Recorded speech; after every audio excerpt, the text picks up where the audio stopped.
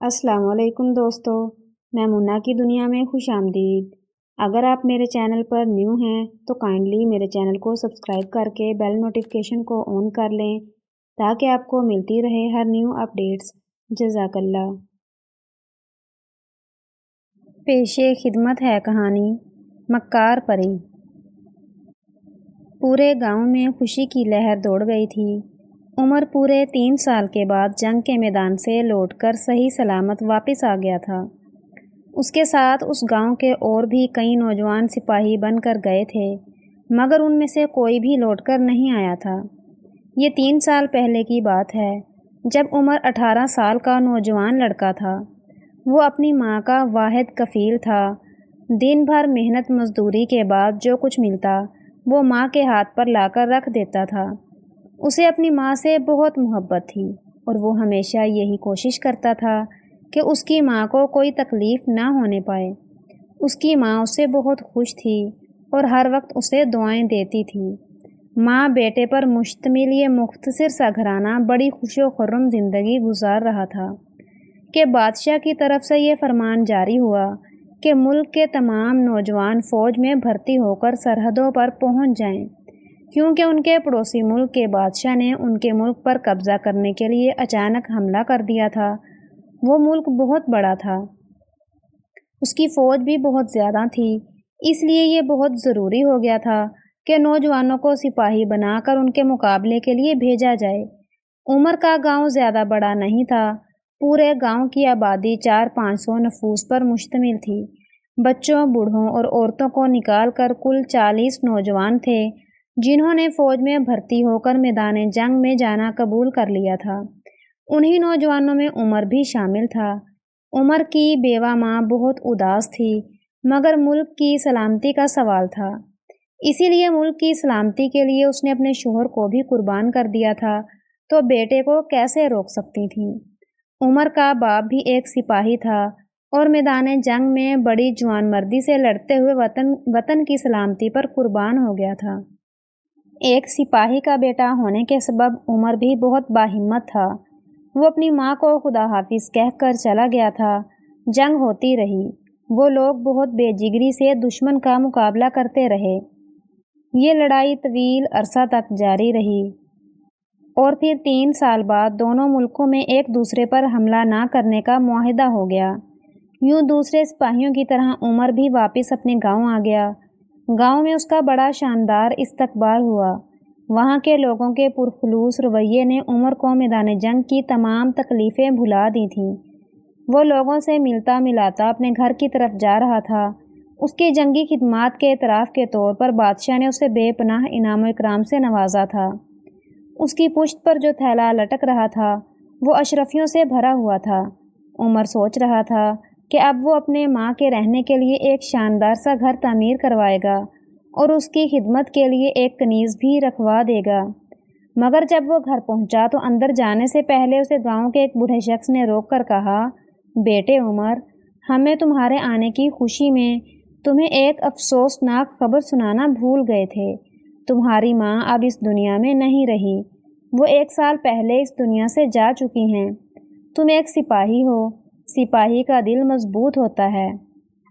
امید ہے تم اس صدمے کو ہنس کر سہ لو گے۔ بوڑھے کی بات سن کر عمر کی آنکھوں تلے اندھیرا چھا گیا۔ اس کے تو وہم و گمان میں بھی یہ بات نہیں تھی کہ جب وہ گھر پہنچے گا تو اس کی ماں منو مٹی کے نیچے جا سوئی ہوگی۔ اس کی آنکھوں میں آنسو آ گئے۔ لوگ اسے دلاسا دے کر اپنے اپنے گھروں کو چلے گئے۔ عمر نے کچھ دیر بعد اپنی حالت پر قابو پا لیا۔ اس نے گھر کے اندر داخل ہونا چاہا، مگر وہ یہ دیکھ کر حیران رہ گیا کہ دروازہ اندر سے بند ہے۔ وہ سوچنے لگا کہ اب اس گھر میں کون رہتا ہے؟ جہاں تک اسے یاد پڑتا تھا اس دنیا میں اب کوئی اس کا رشتہ دار نہیں تھا۔ پھر اندر کون ہے؟ اس نے الجھن انداز میں دروازے پر دستک دی۔ دروازہ پہلی ہی دستک پر کھل گیا۔ دروازہ کھولنے والی ایک حسین و جمیل لڑکی تھی۔ وہ 16-17 سال کی ہوگی۔ اس کا رنگ میدے کی طرح صاف تھا اور چہرے پر بڑی بڑی خوبصورت آنکھیں تھیں۔ عمر لڑکی کو ٹٹکی باندھ کر دیکھنے لگا۔ لڑکی ایک طرف کو ہٹ کر کھڑی ہو گئی، جیسے اسے اندر آنے کا راستہ دے رہی ہو۔ عمر اندر داخل ہو گیا تو لڑکی نے دروازہ بند کر دیا اور بولی، اندر چلیے، آپ بڑی دور سے آ رہے ہیں، تھک گئے ہوں گے۔ عمر نے حیرت زدہ ہو کر کہا، مگر آپ کون ہیں؟ آپ کو سب پتہ چل جائے گا، میں آپ کی آمد کا 6 ماہ سے انتظار کر رہی تھی، لڑکی نے جواب دیا۔ عمر کی سمجھ میں کچھ نہیں آ رہا تھا، وہ کمرے میں آ گیا، کمر پر سے تھیلا اتار کر اس نے ایک طرف رکھا، لڑکی اس کے لیے شربت لے آئی۔ عمر کو بہت پیاس لگی تھی، اس نے شربت کو غنیمت جانا اور ایک ہی سانس میں سارا شربت پی گیا۔ لڑکی اسے بڑے غور سے دیکھ رہی تھی، شربت پی کر اس نے پیالہ ایک طرف رکھ دیا۔ لڑکی نے کہا، آپ اپنے گھر میں مجھے دیکھ کر حیران ہو رہے ہوں گے، میں یہاں 2 سال سے رہ رہی ہوں۔ آپ کی امی ایک بہت مہربان عورت تھیں، انہوں نے مجھے ہمیشہ اپنی بیٹیوں کی طرح چاہا تھا۔ اپنی ماں کے تذکرے پر عمر کی آنکھیں پھر بھیگ گئی تھیں۔ بھرائی ہوئی آواز میں بولا، اچھی لڑکی، یہ میری بدقسمتی ہے کہ میں اپنی ماں سے آخری مرتبہ مل بھی نہ سکا۔ آپ کو اب صبر کرنا چاہیے، آپ کی امی ہر وقت آپ کا تذکرہ کرتی رہتی تھی۔ یہ کہہ کر وہ چپ ہو گئی۔ کمرے میں کچھ دیر خاموشی طاری رہی، پھر عمر نے پوچھا، مگر آپ نے ابھی تک یہ نہیں بتایا کہ آپ کون ہیں؟ لڑکی نے ایک گہری سانس لے کر کہا، میرا نام زبیدہ ہے، میں پرستان کے بادشاہ کی بیٹی ہوں۔ زبیدہ کی بات سن کر عمر اسے آنکھیں پھاڑ پھاڑ کر دیکھنے لگا۔ یعنی کہ آپ پرستان کی شہزادی ہیں؟ اس نے پوچھا۔ ہاں۔ ٹھہریے، میں آپ کو شروع سے یہ کہانی سناتی ہوں۔ یہ اس وقت کی بات ہے، زبیدہ نے کہنا شروع کیا، جب میں پیدا بھی نہیں ہوئی تھی۔ پرستان میں ایک بادشاہ کی حکومت تھی، اس بادشاہ کا ایک لڑکا بھی تھا، اس کا نام شہزادہ پرویز تھا۔ پرستان کے شہزادے پرویز کو انسانوں کی دنیا دیکھنے کا بہت شوق تھا۔ ایک روز وہ پرستان سے نکل کر انسانوں کی دنیا میں آ گیا۔ یہاں پر اس کی ملاقات ایک بہت ہی خوبصورت لڑکی سے ہو گئی۔ اس لڑکی کا نام عذرا تھا۔ شہزادہ پرویز نے اپنے ماں باپ سے چھپ کر اس لڑکی سے شادی کر لی اور انسانوں کی دنیا ہی میں رہنے لگا۔ جب بادشاہ نے اس کی گمشدگی کا سراغ لگایا تو اس پر یہ حقیقت کھلی کہ اس کے بیٹے نے انسانوں کی دنیا میں ایک خوبصورت لڑکی سے شادی کر لی ہے، تو وہ بہت ناراض ہوا۔ اس نے فوراً شہزادہ پرویز کو پرستان بلوا لیا اور اس کے محل سے باہر جانے پر پابندی عائد کر دی۔ شہزادہ پرویز اپنی پیاری بیوی کی جدائی برداشت نہ کر سکا اور بیمار پڑ گیا۔ دنیا بھر کی دوائیں بھی اس کو ٹھیک نہ کر سکیں۔ مجبور ہو کر بادشاہ نے اسے صرف اتنی اجازت دے دی کہ وہ جب چاہے بیوی سے جا کر مل سکتا ہے، مگر اسے پرستان نہیں لا سکتا۔ شہزادہ پرویز اس پر بھی راضی ہو گیا۔ پھر خدا نے انہیں ایک بیٹی دی، اس کا نام انہوں نے زبیدہ رکھا۔ میں وہی زبیدہ ہوں، میرے ابا ہم ماں بیٹی سے آ کر مل جایا کرتے تھے۔ انہوں نے ہمارے رہنے کے لیے ایک محل بنوا دیا تھا اور وہ جب بھی ہم سے ملنے آتے تھے تو میرے لیے پرستان سے ڈھیر سارے کھلونے اور مزیدار مٹھائیاں لاتے تھے۔ دن یوں ہی ہنسی خوشی بسر ہو رہے تھے۔ میں دیکھتے ہی دیکھتے 14 برس کی ہو گئی۔ ایک روز جب میں سو رہی تھی تو میرے ابا پرستان سے آئے۔ انہوں نے امی کو پورے محل میں ڈھونڈ لیا، مگر وہ انہیں کہیں نہ ملی۔ انہوں نے مجھے جگایا اور امی کی گمشدگی کی اطلاع دی۔ پھر ہم دونوں نے انہیں ہر جگہ ڈھونڈ لیا، مگر امی نہ مل سکیں۔ میرے ابا بہت پریشان تھے۔ 15 دن تک انہوں نے امی کو تلاش کیا، مگر مایوسی کے سوا کچھ نہ ملا۔ ادھر پرستان میں میرے دادا یعنی بادشاہ سلامت نے میرے ابا کو بلوا لیا۔ چونکہ وہ مجھے اپنے ساتھ نہیں لے جا سکتے تھے، اس لیے انہوں نے مجھے آپ کی امی کے حوالے کر دیا اور کہا کہ وہ کسی مناسب وقت پر مجھے اپنے ساتھ لے جائیں گے۔ میں آپ کی امی کے پاس رہنے لگی۔ آپ جنگ پر گئے ہوئے تھے، آپ کے متعلق آپ کی امی نے ہی بتایا تھا۔ میں ان کے ساتھ ہر طرح سے خوش تھی۔ پھر ایک روز وہ بھی دنیا سے رخصت ہو گئیں۔ ان کی موت میرے لیے ایک بہت بڑا سانحہ تھا۔ میرے ابا جو کہ وہاں کبھی کبھی مجھ سے ملنے آ جایا کرتے تھے، انہیں بھی ان کی موت کا بہت دکھ ہوا۔ آپ کی امی کے انتقال کے بعد بھی میں اپنے گھر میں رہنے کو ترجیح دی۔ پھر ایک روز میرے ابا مجھے لینے کے لیے آ گئے۔ میرے دادا کا انتقال ہو گیا تھا اور اب تخت و تاج کے مالک میرے ابا تھے۔ اب مجھ پر یا میری امی پر پابندی لگانے والا کوئی نہ تھا، مگر میری امی تو کھو گئی تھیں، رہ گئی میں، تو میں نے اپنے ابا سے کہہ دیا کہ جب تک اس گھر کا مالک واپس نہیں آ جاتا उस वक्त तक मैं कहीं नहीं जाऊंगी। खुदा का शुक्र है कि आप आज वापस लौट आए हैं। अब मैं अपने अब्बा के पास परिस्तान जा सकती हूँ। उमर बड़ी दिलचस्पी से जुबैदा की कहानी सुन रहा था। वो खामोश हुई तो उसने कहा, जुबैदा, आपने तो बड़ी ही अजीब कहानी सुनाई है। मैं आपका बड़ा शुक्रगुजार हूँ कि आपने मेरा इंतज़ार किया। आप अपने अब्बा के पास ज़रूर जाइए। खुदा करे कि आपकी अम्मी भी मिल जाएं।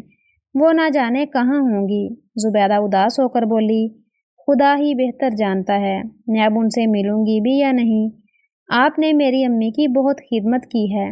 मैं आपकी अम्मी को ढूंढने की कोशिश करूँगा ताकि बदला उतार सकूँ, उमर ने कहा। उसकी बात सुनकर जुबैदा खुश हो गई। फिर उसने कमरे के कोने में रखा हुआ एक खूबसूरत कालीन निकाला और बोली, ये जादू का कालीन है। ये हमें थोड़े से वक्त में परिस्तान पहुंचा देगा। हमें हमें से क्या मतलब है? उमर ने ताज्जुब से पूछा। मेरी ख्वाहिश है कि आप भी मेरे साथ परिस्तान चलें, जुबैदा ने कहा। चंद दिन मेरे लिए मेहमान रहिएगा, फिर हम दोनों मज़े से पूरे परिस्तान की सैर करेंगे। उसकी बात सुनकर उमर ने मुस्कुरा कर कहा, यह तो बड़ी अच्छी बात है। बचपन में परियों की कहानी सुनता था, अब परियों की सरजमीन को अपनी आंखों से भी देख लूँगा। हम ये सफ़र रात को शुरू करेंगे, वरना अगर लोगों ने हमें उड़ता देख लिया तो हैरत के मारे बेहोश हो जाएंगे। मेरे अब्बा भी रात को ही मुझसे मिलने के लिए आते थे, जुबैदा ने कहा। ठीक है, उमर सर हिलाकर बोला, मैं भी थोड़ी देर सोना चाहता हूँ, बहुत थक गया हूँ। जुबैदा बोली, हाँ हाँ, आप आराम कीजिए, मैं शाम का खाना पकाने जा रही हूँ। खाना खा कर ही हम सफ़र पर निकलेंगे। जुबैदा चली गई और उमर करवट बदलकर सो गया। खाना खाकर वो लोग परिस्तान जाने की तैयारी करने लगे। जुबैदा ने कालीन ज़मीन पर बिछाया और वो दोनों उस पर बैठ गए और कालीन धीरे धीरे फ़िज़ा में बुलंद होने लगा। काफ़ी बुलंदी पर पहुंचकर उसने एक संत की तरफ तेज़ी से उड़ना शुरू कर दिया। चूँकि रात हो गई थी इसलिए नीचे तारीकी के सिवा कुछ भी नहीं दिखाई दे रहा था। उमर और जुबैदा इधर उधर की बातें करने लगे। यूं ही काफ़ी वक्त गुजर गया। अचानक उन्होंने महसूस किया कि कालीन की रफ्तार कुछ सुस्त पड़ रही है। उन्होंने झांक कर नीचे देखा और उनकी आंखें फटी की फटी रह गईं। दूर दूर तक बेहद खूबसूरत और आलीशान मकानों की एक कतार फैली हुई थी, जो कि दूधिया रोशनी से जगमगा रही थी। उनका कालीन शाही बाग में उस जगह उतरा जहां जुबैदा का बाप यानी बादशाह चहलकदमी कर रहा था। अपनी बेटी को देखकर वो बेताबी से उसकी तरफ बढ़ा और उसे गले से लगा लिया। जुबैदा ने उमर का तारुफ बादशाह से करवाया। वो उमर से भी मिलकर बहुत खुश हुआ। फिर वो उन्हें लेकर महल के अंदर आया। महल को देखकर उमर हैरत ज़दा रह गया। इतना खूबसूरत और आलीशान महल उसने ख्वाबों में भी नहीं देखा था। जुबैदा भी यहाँ आकर बेहद खुश नजर आ रही थी। बादशाह एक ठंडी सांस भरकर बोला, जुबैदा बेटी, काश आज तुम्हारी माँ भी इस जगह होती तो कितना खुश होती। मैंने उसे दुनिया के कोने कोने में तलाश करवाया है, मगर वो नहीं मिली। माँ के जिक्र ने जुबैदा को रंजीदा कर दिया था। वो सिसकियाँ ले लेकर रोने लगी। बादशाह ने बड़ी मुश्किलों से उसे चुप करवाया। उसका दिल बहलाने के लिए फ़ौरन परियों के नाच का इंतज़ाम करने के लिए कहा। जुबैदा और उमर खूबसूरत परियों के नाच गाने से लुत्फ़ अंदोज़ होने लगे। नाच गाना ख़त्म हुआ तो वो दोनों बाग में आ निकले। बाग में हर तरफ भीनी भीनी खुशबू फैली हुई थी। इन दोनों को बाग की सैर करने में बड़ा लुत्फ़ आ रहा था। अचानक जुबैदा को कुछ याद आ गया। वो चलते चलते रुक गई और उमर से बोली, उमर, आपको अपना वादा याद है ना? हाँ हाँ, मुझे अच्छी तरह याद है, उमर सर हिलाकर बोला। आपकी अम्मी को ढूंढने की मैं पूरी कोशिश करूँगा। उसकी बात ने जुबैदा को मुतमईन कर दिया। उमर सोच में पड़ गया कि उसने जुबैदा से वादा तो कर लिया है, मगर उसकी अम्मी को कहाँ तलाश करेगा। ये काम बहुत मुश्किल था, मगर उमर ऐसा नौजवान नहीं था कि हिम्मत हार बैठता। उसने अहद कर लिया कि जब तक जुबैदा की अम्मी नहीं मिल जाती वो चैन से नहीं बैठेगा। जुबैदा की दोस्ती कई परियों से हो गई थी, क्योंकि वो परिस्तान की शहजादी बन गई थी, इसलिए उसे बड़ी इज्जत दी जा रही थी। महल की कनीज परियों से भी उसकी गाड़ी छपने लगी थी। इस वक्त वो उन्हीं के साथ बाग में झूला झूल रही थी। उमर बादशाह से बातों में मसरूफ़ था। अभी कुछ देर पहले बादशाह से एक बूढ़ी परी मिलकर गई थी। عمر بھی وہیں موجود تھا۔ بادشاہ نے عمر سے کہا، یہ بڑی بی میرے رشتے کی خالہ ہیں۔ جب میں نے تمہاری دنیا میں عذرا سے شادی کی تھی تو سب سے زیادہ شور انہی بڑی بی نے مچایا تھا۔ میرے ابا حضور کے کان یہی آ کر بھرتی تھیں۔ دراصل یہ اپنی لڑکی کی شادی مجھ سے کرنا چاہتی تھی۔ انہی کی وجہ سے میری بیوی اور بیٹی نے اتنی مصیبتیں اٹھائی ہیں۔ ان کی بزرگی کا خیال کر کے میں نے انہیں کچھ نہیں کہا، ورنہ میرا تو جی بھی نہیں چاہتا کہ ان کی شکل دیکھوں۔ اب بھی ان کا اصرار ہے کہ میں ان کی لڑکی سے شادی کر لوں، مگر میں کبھی بھی ایسا نہیں کروں گا۔ اگر یہ میرے ابا حضور کے کان نہ بھرتیں تو میرے ابا کبھی بھی عذرا پر پرستان میں داخلے پر پابندی نہ لگاتے، اس طرح وہ گم بھی نہ ہوتیں۔ بیچاری اب نہ جانے کس حال میں ہوں گی۔ بادشاہ بے حد اداس تھا۔ تھوڑی دیر بعد عمر اس سے اجازت لے کر وہاں سے اٹھ گیا اور اپنے کمرے کی طرف چل دیا۔ اس کا کمرہ بھی بے حد خوبصورت اور قیمتی اشیاء سے مزین تھا۔ وہ اپنے کمرے میں داخل ہوا ہی تھا کہ اسی بوڑھی پری کو دیکھ کر چونک گیا۔ وہ اس کے بستر کے پاس پڑی ہوئی ایک کرسی پر بیٹھی تھی۔ عمر کو دیکھ کر اس کے چہرے پر مسکراہٹ پھیل گئی۔ اس نے کہا، میں تمہارا ہی انتظار کر رہی تھی۔ مجھے تم سے چند ضروری باتیں کرنا ہے۔ میں بادشاہ کی خالہ لگتی ہوں اور گلشن پری میرا نام ہے۔ فرمائیے، آپ کو مجھ سے کیا کام پڑ گیا ہے؟ عمر نے دوسری کرسی پر بیٹھتے ہوئے خوش اخلاقی سے کہا۔ بوڑھی گلشن پری بولی، مجھے شہزادی زبیدہ کی زبانی پتہ چلا ہے کہ تم ایک معمولی سپاہی ہو، اور میں جانتی ہوں کہ سپاہی بہت غریب ہوتے ہیں۔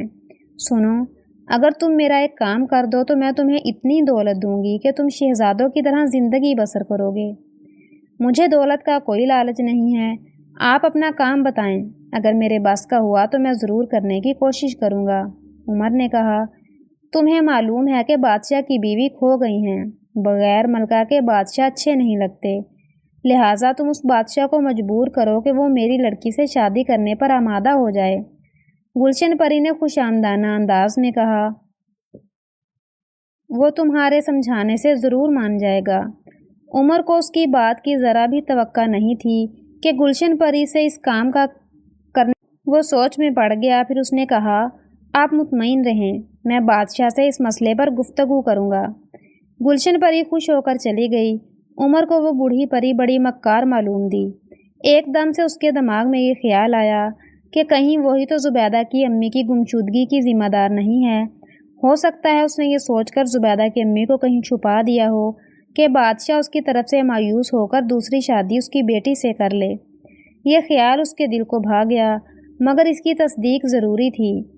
اس نے اسی روز واپس اپنی دنیا میں جانے کا فیصلہ کر لیا۔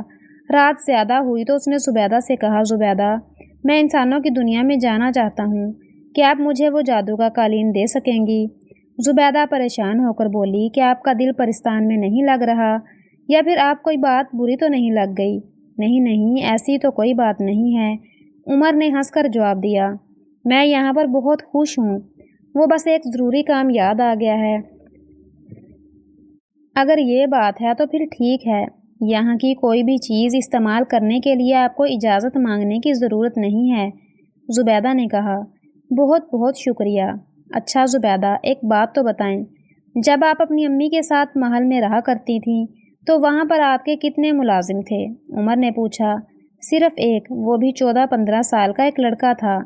اس کا کام صرف اتنا تھا کہ وہ بازار سے سودا سلف لا دیا کرتا تھا، باقی گھر کا کام امی خود ہی اپنے ہاتھوں سے کرتی تھی، زبیدہ نے بتایا۔ کیا آپ بتا سکتی ہیں کہ وہ لڑکا اب کہاں ملے گا؟ عمر نے دوبارہ سوال کیا۔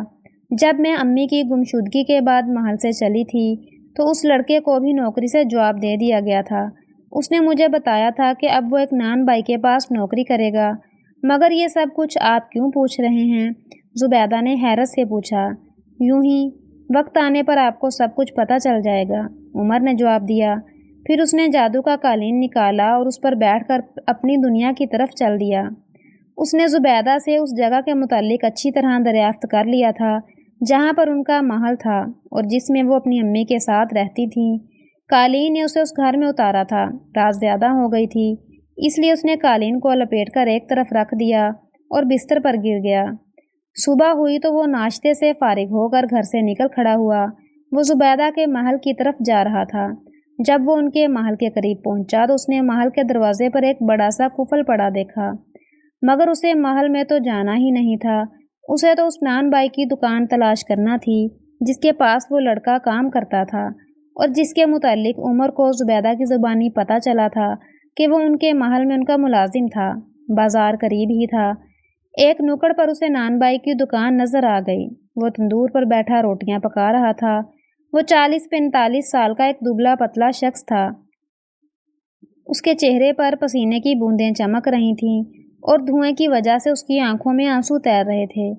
عمر نے اس کے قریب جا کر اس سے کہا، مجھے ایک لڑکے کے متعلق معلوم کرنا ہے۔ نان بائی نے اس کی طرف دیکھے بغیر کہا، میاں جاؤ جاؤ، میں بہت مصروف ہوں، بیکار باتوں کے لیے میرے پاس ذرا سا بھی وقت نہیں ہے۔ عمر نے اپنی جیب میں سے ایک اشرفی نکال کر اس کی طرف پھینکی۔ پہلے تو نان بائی مسکرایا، اشرفی اٹھا کر ہنس کر بولا، بھیا پوچھو نا کیا پوچھنا چاہتے ہو۔ عمر نے پھر کہا، ایک لڑکا جو پہلے اس محل میں ملازم تھا کہ کیا وہ اب یہاں کام نہیں کرتا؟ ہاں، اشرف چند دن میرے پاس رہا تھا۔ یہ تقریباً 1.5-2 برس پہلے کی بات ہے، مگر ایک روز اس نے نہ جانے کہاں سے ایک بہت ہی خوبصورت بلی پکڑ لی تھی۔ اس بلی کو اس نے اس ملک کی شہزادی کی سالگرہ والے دن بطور تحفہ دے دیا۔ وہ شہزادی بلی کو پا کر بے حد خوش ہوئی اور اس نے بادشاہ سے کہہ کر اشرف کو ہزاروں اشرفیاں انعام میں دلوا دیں۔ اس روز سے اشرف نے میری دکان پر کام کرنا چھوڑ دیا اور شہر میں ایک خوبصورت مکان لے کر چاول کی تجارت شروع کر دی۔ اب وہ بہت امیر ہو گیا ہے اور چند روز بعد اس کی شادی اسی شہر کے ایک بڑے رئیس کی بیٹی سے ہونے والی ہے۔ مگر آپ اشرف کے متعلق کیوں پوچھ رہے ہیں؟ کیا وہ آپ کا دوست ہے؟ میں نے تو اسے دیکھا بھی نہیں ہے، مگر اسے ایک ضروری کام پڑ گیا ہے، عمر نے کہا۔ پھر وہ نان بائی سے اشرف کے مکان کا پتہ معلوم کر کے اسے ملنے کے لیے چل دیا۔ اشرف اپنے مکان پر ہی مل گیا تھا۔ اس کی موجودہ آن بان دیکھ کر کوئی بھی یہ نہیں کہہ سکتا تھا کہ وہ کچھ عرصہ پہلے بہت غریب تھا۔ جب عمر نے بتایا کہ وہ زبیدہ کے پاس سے آ رہا ہے تو اشرف بڑی گرمجوشی سے ملا۔ اس نے بتایا کہ جس زمانے میں وہ زبیدہ اور اس کی امی کے ساتھ رہتا تھا تو ان کا سلوک اس سے بہت اچھا ہوتا تھا۔ پھر اس نے عمر کی کافی خاطر مدارت کی۔ جب کافی دیر ہو گئی تو اشرف نے پوچھا، آپ نے اپنی آمد کا مقصد اب تک نہیں بتایا۔ عمر نے جواب دیا، میں زبیدہ کی گمشدہ امی کو تلاش کرنے کے لیے نکلا ہوں اور مجھے یقین ہے کہ تم ان کی گمشدگی کے بارے میں سب کچھ جانتے ہو۔ عمر کی بات سن کر اشرف کا چہرہ سفید پڑ گیا۔ وہ کمزور سے لہجے میں بولا، میں کیا جانوں ان کی گمشدگی کے بارے میں؟ اس کی بدلتی ہوئی حالت کو دیکھ کر عمر سمجھ گیا کہ وہ ضرور کچھ نہ کچھ جانتا ہے۔ اس نے دھمکی آمیز انداز میں کہا، اشرف شاید تم مجھے جانتے نہیں، تمہارے لیے یہی بہتر ہے کہ تم مجھے سب کچھ صحیح صحیح بتا دو۔ کیا یہ سچ نہیں ہے کہ جس روز زبیدہ کی امی گم ہو گئی تھیں اس روز ایک بوڑھی پری ان کے محل میں آئی تھی؟ حالانکہ یہ بات عمر نے محض اندازے کی بنا پر ہی کی تھی، مگر اس کا اشرف پر بہت اثر ہوا۔ اس نے لرزتی ہوئی آواز میں کہا، میں تمہیں سب کچھ بتا دوں گا، مگر یقین کرو میرا اس میں کوئی قصور نہیں۔ ہوا یوں تھا کہ ایک روز محل میں رات کے وقت ایک بوڑھی پری جس نے اپنا نام گلشن پری بتایا تھا میری مالکن یعنی زبیدہ کی امی سے ملنے کے لیے آئی تھی۔ میرے پیٹ میں شام سے درد ہو رہا تھا، اس لیے میں باغ میں ٹہلنے لگا۔ زیادہ دیر نہ گزری تھی کہ میری مالکن کے کمرے میں سے تیز تیز بولنے کی آوازیں آنے لگیں۔ میں دوڑ کر کھڑکی کی طرف گیا تاکہ دیکھوں کہ کیا معاملہ ہے۔ وہاں میں نے گلشن پری اور مالکن کو باتیں کرتے دیکھا۔ گلشن پری مالکن پر بہت گرم ہو رہی تھیں۔ پھر اس نے نہایت غصے میں میری مالکن پر کچھ پڑھ کر پھونکا اور میری مالکن ایک خوبصورت بلی بن گئی۔ بدقسمتی سے جب گلشن پری پلٹی تو اس کی نظر مجھ پر پڑ گئی۔ اس نے مجھے گردن سے پکڑ کر کھڑکی سے اندر گھسیٹ لیا اور آنکھیں نکال کر بولی، لڑکے تم نے سب کچھ دیکھ لیا ہے، میں خواہ لوگوں کو کتا یا بلی بنانا پسند نہیں کرتی۔ یاد رکھ، اگر تو نے یہ بات کسی سے کہی تو پھر تجھے چھپکلی کا بچہ بنا دوں گی۔ ساری عمر دیواروں اور چھتوں پر دوڑتا پھرے گا۔ میں ڈر گیا اور اس سے وعدہ کر لیا کہ میں یہ بات کسی کو نہیں بتاؤں گا۔ گلشن پری چلی گئی۔ میں بہت خوف زدہ ہو گیا تھا، اس لیے بھاگ کر اپنے کمرے میں چلا آیا اور دروازہ بند کر کے چادر لپیٹ کر چپ چاپ سو گیا۔ میری مالکن کا شوہر جو پرستان کا شہزادہ تھا، مالکن کی گمشدگی سے بہت پریشان تھا۔ میں کوشش کے باوجود بھی اسے کچھ نہ بتا سکا، کیونکہ مجھے ڈر تھا کہ اگر گلشن پری کو پتہ چل گیا کہ میں نے اس کا راز افشاں کر دیا ہے تو وہ مجھے زندہ نہیں چھوڑیں گی۔ پھر زبیدہ کا باپ اسے کہیں لے کر چلا گیا۔ میں نے نان بھائی کے ہاں نوکری کر لی۔ اپنی مالکن کو، جو کہ اب بلی بن چکی تھی، میں اپنے ساتھ ہی لے آیا تھا۔ میں اس کے آرام کا ہر طرح سے خیال رکھتا تھا۔ پھر ایک روز شہزادی کی سالگرہ کا اعلان ہوا۔ اسے بلیاں پالنے کا بہت شوق تھا۔ میں نے سوچا کہ میں اپنی مالکن بلی کو شہزادی کے حوالے کر دوں گا تاکہ وہ شہزادی کے پاس ہر طرح کی آرام و آسائش سے رہے۔ جب میں شہزادی کے پاس پہنچا تو وہ اتنی خوبصورت بلی کو دیکھ کر خوشی سے کھل گئی۔ اسے میرا تحفہ سب سے زیادہ پسند آیا۔ بادشاہ نے بھی خوش ہو کر مجھے 15,000 اشرفیاں انعام میں دے دیں۔ یہ تھی وہ کہانی۔ اب تم خود فیصلہ کر لو کہ میں قصوروار ہوں یا نہیں۔ یہ کہہ کر اشرف خاموش ہو گیا۔ عمر نے کہا، اس میں تمہارا کوئی قصور نہیں۔ اگر تمہیں اپنی جان کا خوف نہ ہوتا تو یقیناً تم یہ بات اپنے مالکن کے شوہر سے نہ چھپاتے۔ بہرحال خوشی اس بات کی ہے کہ زبیدہ کی امی خیریت سے ہیں۔ اگر ان پر سے جادو کا اثر ختم ہو جائے تو وہ پھر سے اپنے اصلی روپ میں آ جائیں گی۔ اب مجھے شہزادی سے وہ بلی حاصل کرنا پڑے گی، مگر یہ کام بہت مشکل ہے۔ اشرف نے کہا، وہ اس بلی سے بہت محبت کرتی ہے۔ یہ بات تو ناممکن ہے کہ وہ بلی کو سیدھے سادے طریقے سے تمہارے حوالے کر دے۔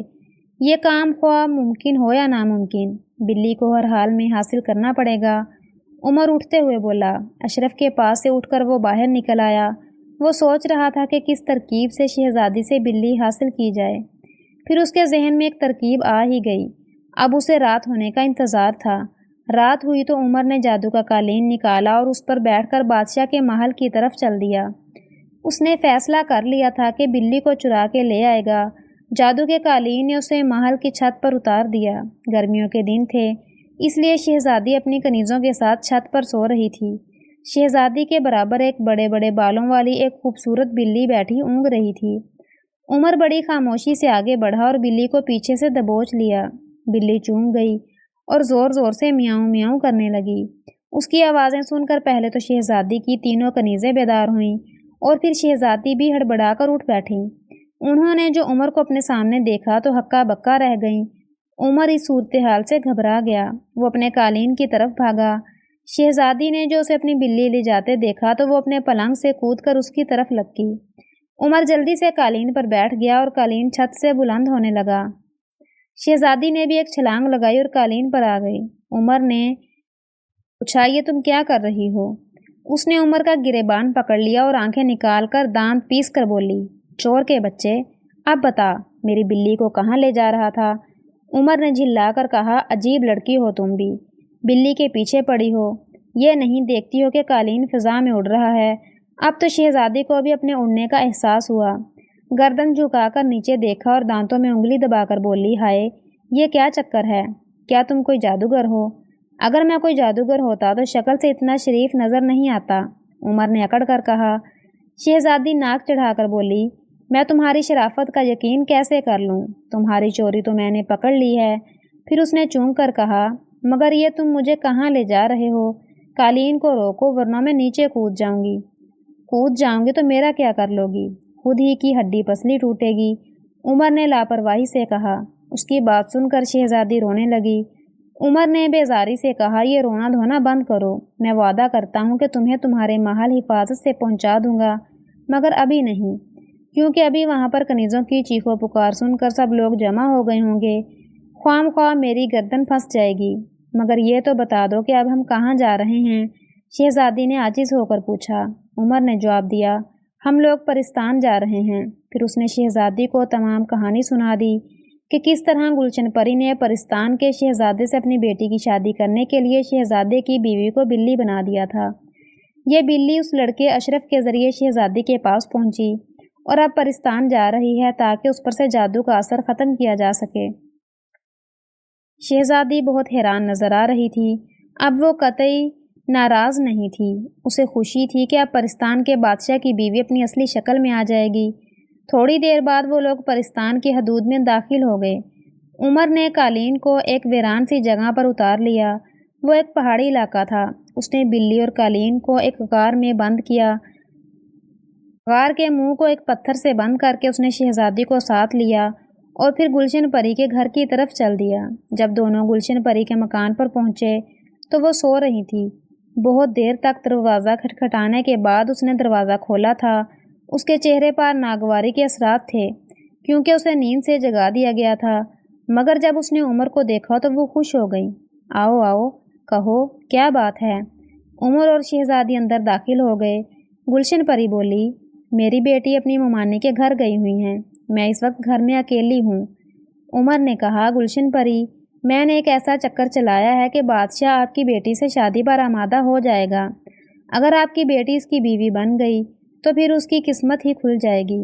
آپ کا تعلق شاہی خاندان سے ہو جائے گا، پورا پرستان آپ سے ڈرا کرے گا اور آپ کی عزت کرے گا۔ گلشن پری عمر کی باتیں سن کر خوشی سے پھولا نہیں سما رہی تھی۔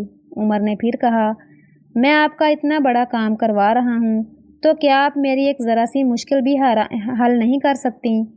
تم بتاؤ تو صحیح، میں ہر طرح سے تمہاری مدد کروں گی، گلشن پری نے بڑے یقین سے کہا۔